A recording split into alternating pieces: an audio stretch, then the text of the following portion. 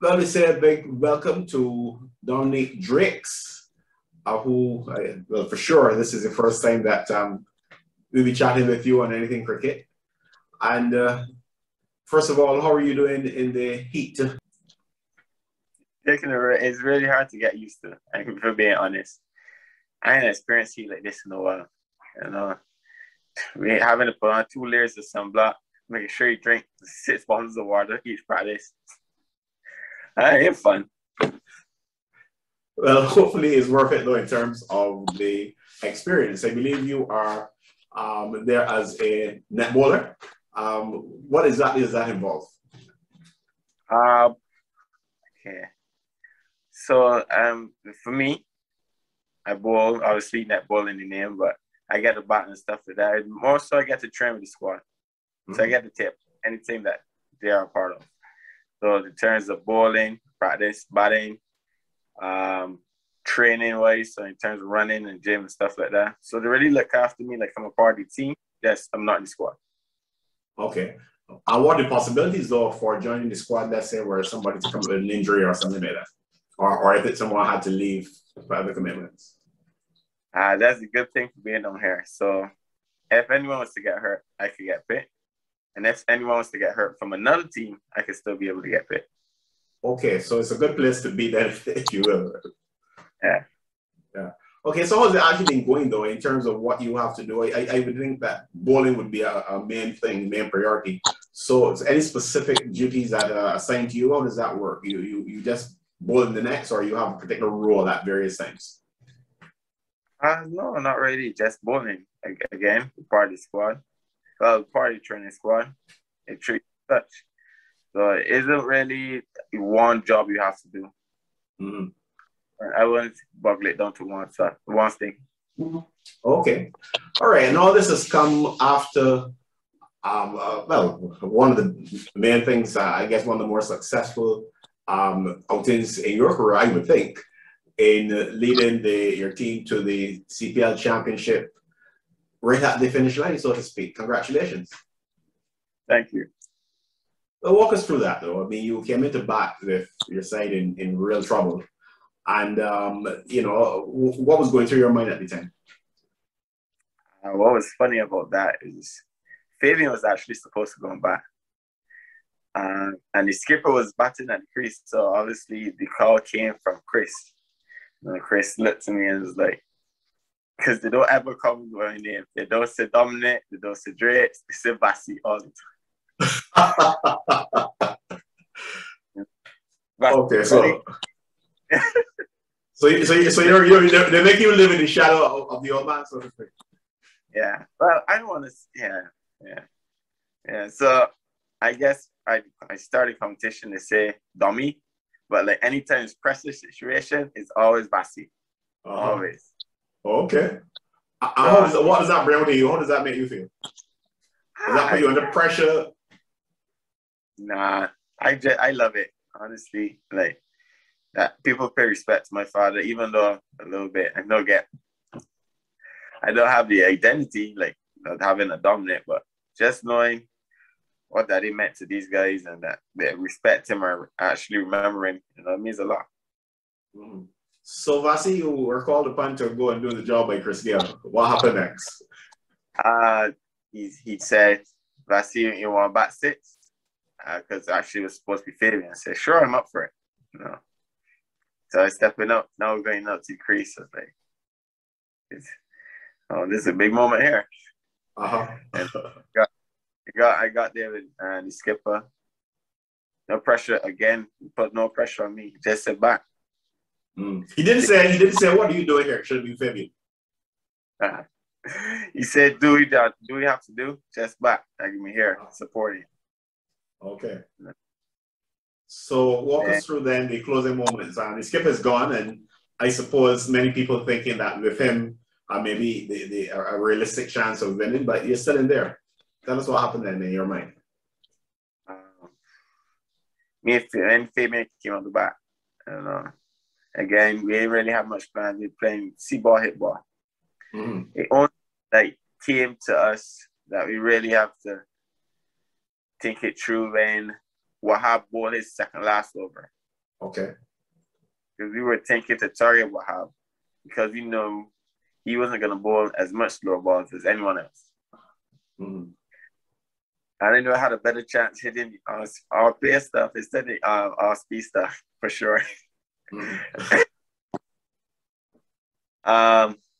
Again, so Wahab bowled his second last over. Ooh, Kedrick bowled his second last over as well. I wasn't confident against Kedrick at all. Mm-hmm. I was maybe I tried to get single as early as possible so he could battle majority over. He said, fine, no problem. He got through that over. Then, second last over of the game, Wahab got Fabian up early with a sharp ball. Again, now, the horse dropped a little bit. Fabian, obviously, he's so destructive. And then Soj came. But Soj is the most confident person you'll ever meet in a lifetime.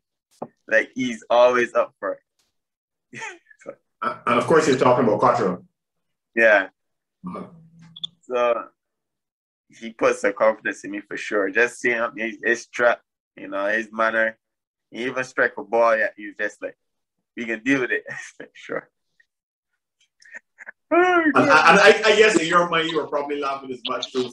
This confidence coming from this one batsman. Oh. Sorry? Not even just in my mind, I was laughing out loud. I couldn't hold it, honestly. He's just such a character. And it really eased it. The only time I really felt a little on the pump is when he got run out. Mm-hmm. Yeah. Because then now and he seemed to have felt that he wasn't out, and that there was that contact with himself and Wahab, which was ruled to the bowler was not in any way at fault according to the ruling, but he seemed very uncomfortable with it. Has he gotten over it as far as you know? Has he? I think as we want to get, he got over it. Okay. Walking up. Yeah. Yeah, so you were saying, so he got out, and then you at that point you felt, okay, this is probably a bit too much. No, I didn't want to say it, but I told myself it required a little bit more thinking. Mm-hmm. I was saying, if I have to take a single early in the over, should I take it? And should I try to score all the runs myself? For that little period, I was thinking, we got a message from the skipper. Skipper said, no matter what happens, and there's a single to get, take the single. So no problem. Came to the last over. First ball to face, single. No. But I already told myself, regardless where the ball goes, to the batsman, I can get a single. If it goes to keep on running, if it goes to the ball, I'm running. Luckily, he got a single. Third ball, dot ball onto my toe. Okay. It's a little dicey. Because the same guy, Kedrick, I just didn't want to bowl anything high speed at all. Again, I was too confident with that. Third ball, he straight Yorker. I just got to squeeze it through all cycle 2. This is where he had an overthrow and I had the opportunity to take the third run. Okay. Even though Bravo said anytime you got opportunity to take a run, you gotta take it. I just said no. I told myself, should I? I said no. If I lose, I want to be on me. And I took that responsibility. It's 5 for 2. Again, all I said, I just needed a little sniff. Hair is so small, I just need a sniff. Luckily, he missed by a little bit, and then get a squeeze off for 4.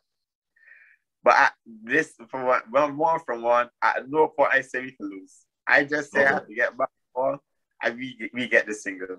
And even if it's a super over, I think we did the momentum with us, and to bring it back from there, I think we could win it in the super over. Okay. Luckily, he strayed a little bit on my legs, and I got to clip it through legs. Like after that, I can't remember what happened in the next 7 minutes. I'm so happy. I had no shirt, and Yeah, tell us about that. You got rid of that shirt. You ran all the way up towards the scoreboard, and you threw the shirt to one of the attendants, I guess, in that area. What was that about? The guy, one of the scorers, he was backing me through the whole competition. I think you can remember I started well, and then a couple games, they weren't the best games at all. And you know, sometimes being near the crowd and not having such a good game, they could really get on top of you. But he was always back. He was like, "No, Drakes, you have this, you will win the competition for us. You're gonna be there for us there on the field when you all win. Each and every game, good, bad, indifferent. But he did say one thing way before the finals. He said, when you all win and you on the field, I want you to come and give me your shirt. I said, no problem. The only do sorry, repair. The only thing to do is pay my promise, honestly. Okay, fair enough. All right, so then it was all a blur. Apart from that, it was pretty much a blur. Where does that fit into your career so far in terms of big moments? Yeah, number one. Number one. Yeah. Okay. And hopefully one of many more to come. Okay, so what's now for, I almost said for Vaspert Drakes, what's now for Dominic Drakes? You've done that, you've moved on from that championship, you're a netballer in the APL. What else have you got lined up, or what else are you hoping for? Nothing's really planned, to be honest. Only really going to go back home and focus on my training.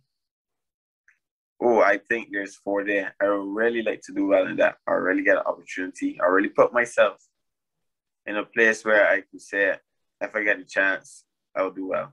Or if I get a chance, I have any doubts.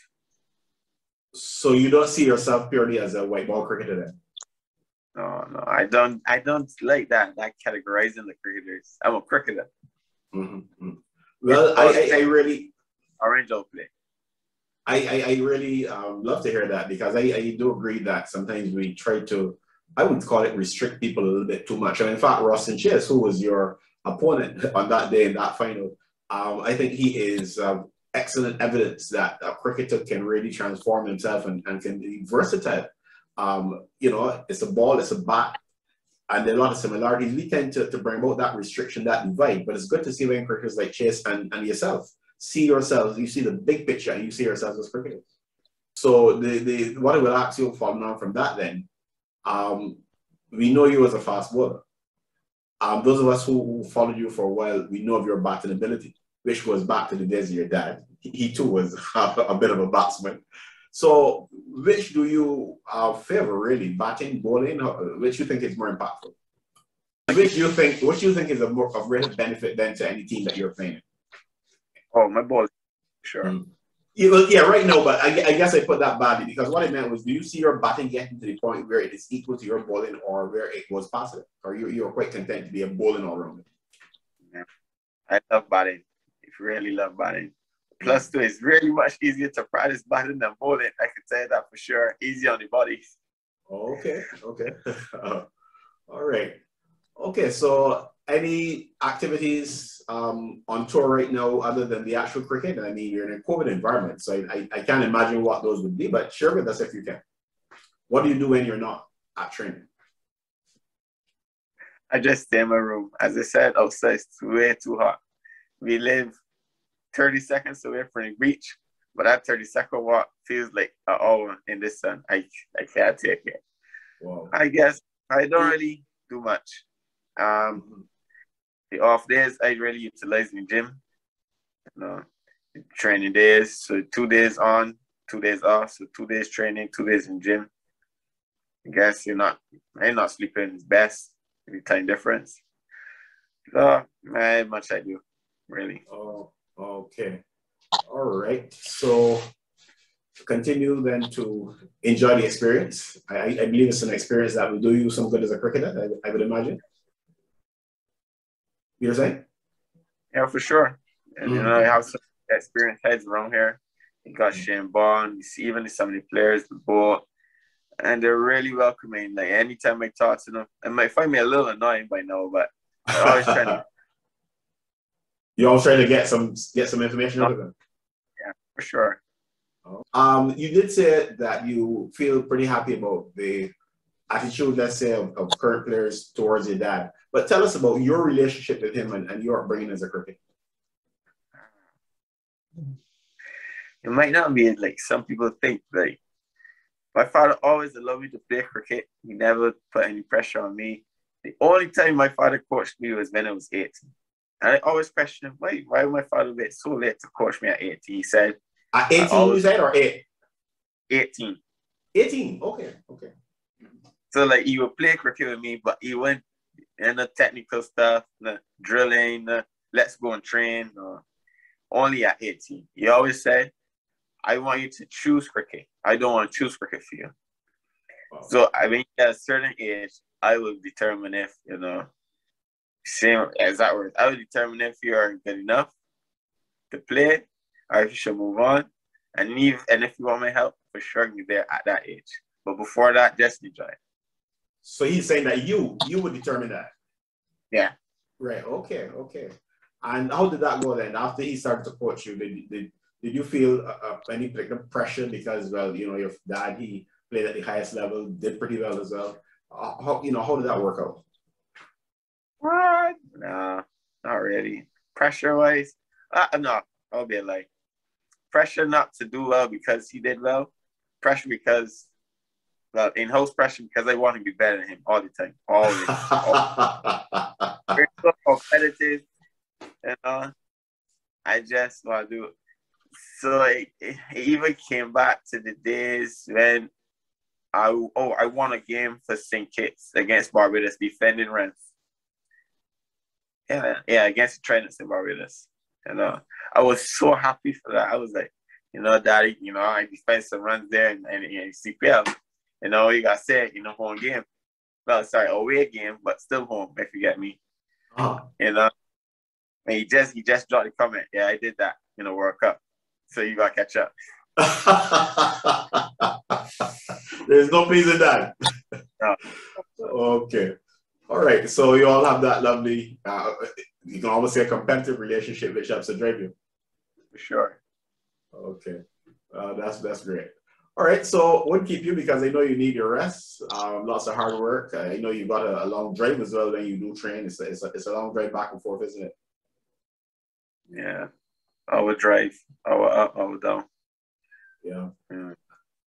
Well, I guess you've got to do what you've got to do. So, Dominic Drakes, thanks very much for chatting with us. It certainly was a pleasure.